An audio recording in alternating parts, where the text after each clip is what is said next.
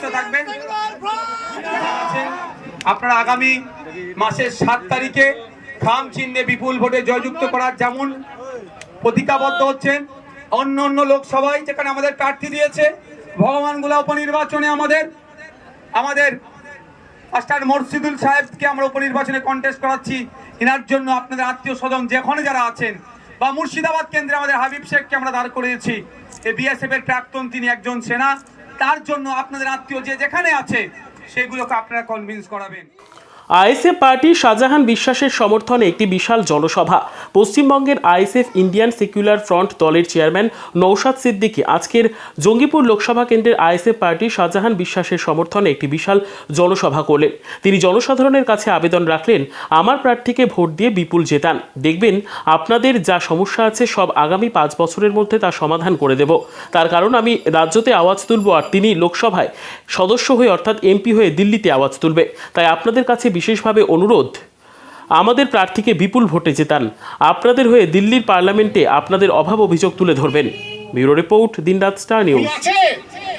কোনো কিছু নাই, তাহলে সেগুলো আনবে কে? আমাদের দিল্লির যে বাজেট হয়, যে অধিকার, যা পাওয়ার, যেমন আমাদের দেখেন সব জায়গায় মালদায় কত গনি খান চৌধুরী করেছিলেন, সেটা বলা আমার উচিত নয়। উনি বলতেন আগে আমি গনি খান চৌধুরী মালদার, আমরা শুনেছি, আপনারা ছেলেরা হয়তো সবাই শুনেননি। আমি বলছি আগে আমি জঙ্গিপুরের, তারপরে মুর্শিদাবাদের, তারপরে পশ্চিমবাংলার, তারপরে দিল্লির। আপনারা যদি পাঠান, আপনাদের যা যা পাওনা আছে ইনশাল্লাহ এনে দিব। এই প্রতিশ্রুতি দিয়ে আমি আমার বক্তব্য শেষ করছি। আইএসএফ জিন্দাবাদ, নওশাদ সিদ্দিকী সাহেব জিন্দাবাদ, জঙ্গিপুরবাসী জিন্দাবাদ। সবাইকে আন্তরিক ধন্যবাদ দিয়ে আমি আমার কথা শেষ করছি। পুলিশ আমাদের শত্রু নয়, তারা আমাদের বন্ধু। কিন্তু দুঃখের বিষয়, কিছু পুলিশ তৃণমূল কংগ্রেসের তামাকে এত খেয়ে ফেলেছে, তারা কথায় কথায় এনওসি চাইছে। এনওসি অবশ্যই দেব। আমাদের নাকি পোস্টার ব্যানার অনেক খুলে দিয়েছে। হ্যাঁ, পুলিশের হাতে একটা এক্সট্রা ক্ষমতা আছে, ক্ষমতাটা যথাযথভাবে নিরপেক্ষতার সাথে ব্যবহার করুক। অন্যথায় যে প্রশাসনের মনে করছে কারো অঙ্গুলি হেলনে আমাদের কর্মীদেরকে আমাদের ব্যানার পোস্টার খুলে দেওয়ার চেষ্টা হচ্ছে, প্রথম কথা, ব্যানার পোস্টার খুলে কিছু লাভ হবে না। আইএসএফ কে যারা মনে জিতে নিয়েছে, ব্যানার পোস্টার না থাকলেও ইভিএম মেশিনের সামনে থাকলে সেখানেই দেবে।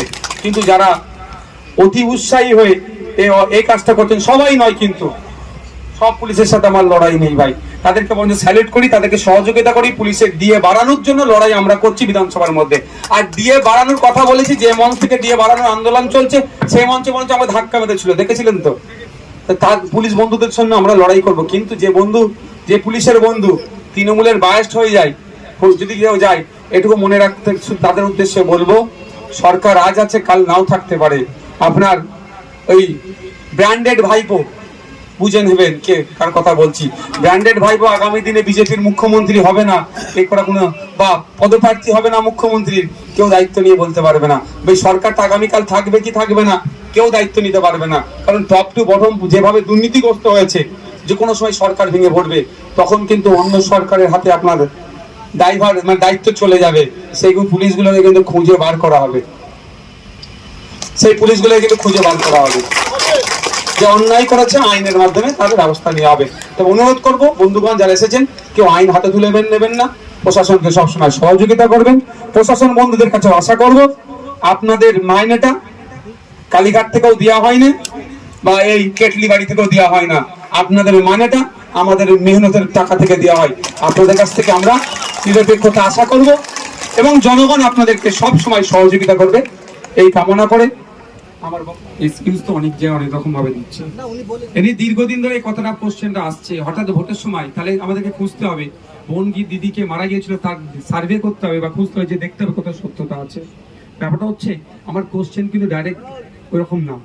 মাননীয় মুখ্যমন্ত্রী মহাশয় বলেছিলেন যে যেদিনকে ভোটাভুটি হবে সবাই যেন ওই দিনকে পার্লামেন্টে উপস্থিত থাকেন। সেই দিন যেদিনকে ভোটাভুটি হচ্ছিল, মাননীয়ার সেই দিন প্রোগ্রাম ছিল দীঘাতে, অর্থাৎ কাঁথি লোকসভার একটা প্রোগ্রাম ছিল, সেখানে সিসি অধিকারী উপস্থিত ছিল। আমাদের টোটাল সামগ্রিক বক্তব্য হচ্ছে, যারা অনুপস্থিত ছিলেন বা ভোটাভুটিতে অংশগ্রহণ করেনি, দলীয়ভাবে তার বিরুদ্ধে কি ব্যবস্থা গ্রহণ করেছে, কারো বিরুদ্ধে ব্যবস্থা গ্রহণ করেনি। আজকে এইটা বলে হয়তো খলিলুর রহমান সাহেব এড়িয়ে যাচ্ছেন, কিন্তু তিনার পরিবার পরিজনের মুসলিম ধর্মের অনুসারী মারা গিয়েছেন, আর যদি সত্যি ঘটনা ঘটে থাকে তার আত্মার শান্তি কামনা করে বলছি, একজন মারা গিয়েছেন। এত লাখো কোটি মানুষের সমস্যা যেখানে হবে, জনগণের জনপ্রতিনিধি বলছেন জনগণের জন্য রাত দিন এক করে কাজ করব বলছেন, যদিও মারা যেয়ে থাকেন, আমি আবারও বলছি তার আত্মার শান্তি কামনা করছি। তিনি জানাজার ব্যবস্থাটা একদিন পরেও তো করা যায়, মুসলিম ধর্মীয় রীতি অনুযায়ী দু একদিন রাখালে কোনো সেক্ষেত্রে সমস্যা হয় না, সেটাতে প্রাধান্য দিল না, লাখো লাখো মানুষকে মারার দিকে ঠেলে দিচ্ছে, সে কথা তিনি ভাবলেন না। তাহলে তিনি জনগণের জনপ্রতিনিধি হয়ে উঠতে পারেননি। যদি জনগণের জনপ্রতিনিধি হতেন তাহলে নিশ্চিতভাবে দুটোকেই মেনটেন করতেন।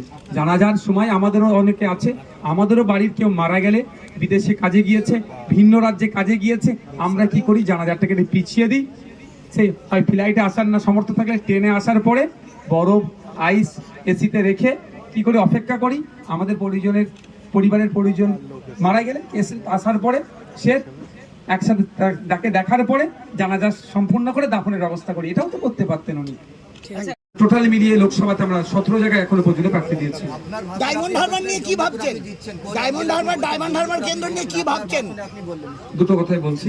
প্রথম কথা হচ্ছে, জঙ্গিপুরের মানুষ অল্টারনেটিভ অনেকদিন ধরে খুঁজছিল, সে অর্থে পাচ্ছিল না। আপনারা দেখুন স্বতঃস্ফূর্তভাবে মানুষ কিভাবে উপস্থিত হচ্ছে, এত ভয়কে উপেক্ষা করে, সন্ত্রাসকে উপেক্ষা করে মানুষ দিকে দিকে আইএসএফ এর ছায়া তলে আসছে। আইএসএফ কে মানুষ গ্রহণ করতে চাইছে। ইতিপূর্বে 17 বার ভোট দিয়ে পার্লামেন্টে পাঠিয়েছে, জঙ্গিপুর মানুষের চা পাওয়া সমস্যাটা সেভাবে সমাধান হয়নি। ভরসা করছে আমাদের দিকে, আমাদের সংগঠন আছে এবং জনাব শাহজাহান সাহেবের নিজস্ব একটা ক্যারিশমা আছে, অস্বীকার কেউ করতে পারবে না। সেই ভোট 3টে জায়গার ভোটকে ঐক্যবদ্ধ করে, এবং এটাও বলে রাখি, তৃণমূলের অত্যাচারের কারণে যারা বড় ফুলে ভোট দিয়েছিল তারাও বুঝতে পেরেছে যে এই বড় ফুল আর জোড়া ফুল আলাদা নয়, এটা বিজেমূল। সেই ভোটটাও ফিরে আসবে আইএসএফ এর দিকে। অর্থাৎ এতগুলো ইকুয়েশন আমার কাজ করছে, আমাদের ভোট আমাদের পক্ষে আসবে। 4 তারিখে রেজাল্ট খামচিহ্ন এখান থেকে জিতছে। দ্বিতীয় কোশ্চেন যেটা আছে, ডায়মন্ড হারবার নিয়ে কি ভাবছি, ডায়মন্ড হারবার নিয়ে তো অলরেডি আমাদের ভাবা আছে। আইএসএফ ওখান থেকে লড়াই করছে এবং ওই সিটে যথেষ্ট আমরা লড়াই দেবো।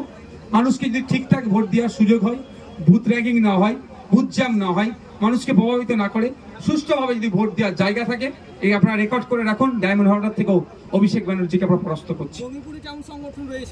দেখুন আমাদের সংগঠন খুব হাইফাই আছে সেটা বলছি না, কিন্তু এখানে আমাদের জন্য পজিটিভ যেটা হচ্ছে, মানুষ প্রস্তুত আছে এবং সাথে সাথে আমরা যে ক্যান্ডিডেটটা পেয়েছি, সংগঠন তুলনামূলক খুব ভালো না থাকলেও আমাদের যে প্রার্থী হয়েছেন জনাব শাহজাহান সাহেবের যে নিজস্ব সংগঠন আছে, যে পরিচিতি আছে, তার কর্মী সমর্থক যেটা ভালোবাসার মানুষ আছে, ওইখানে যে সাংগঠনিক যে গ্যাপটা আছে সেটা আমরা পূরণ করে নিয়েছি।